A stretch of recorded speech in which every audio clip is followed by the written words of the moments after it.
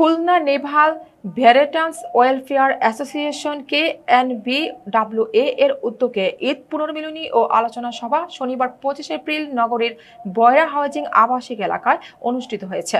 প্রতিনিধি কাজী আতিক জানান, এতে খুলনা বিভাগের বিভিন্ন জেলা থেকে আগত 1.5 শতাধিক অবসরপ্রাপ্ত নৌ সদস্য অংশগ্রহণ করেন।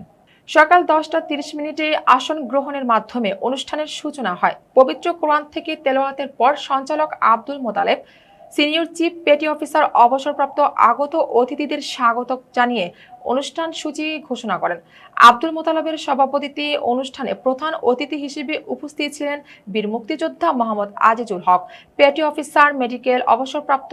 অনুষ্ঠানে বিশেষ অতিথি হিসেবে উপস্থিত ছিলেন ক্যাপ্টেন আক্তার হোসেন এস, অবসরপ্রাপ্ত।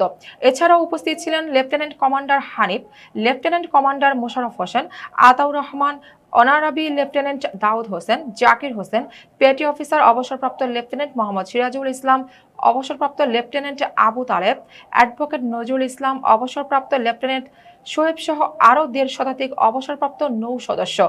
জোহরের নামাজের বিরতির পর দুপুর 2টায় প্রীতিভোজের আয়োজন করা হয় এবং উপদেষ্টা মণ্ডলী, কার্যনির্বাহী কমিটি ও কার্যকরী সদস্যদের নাম ঘোষণা করা হয়।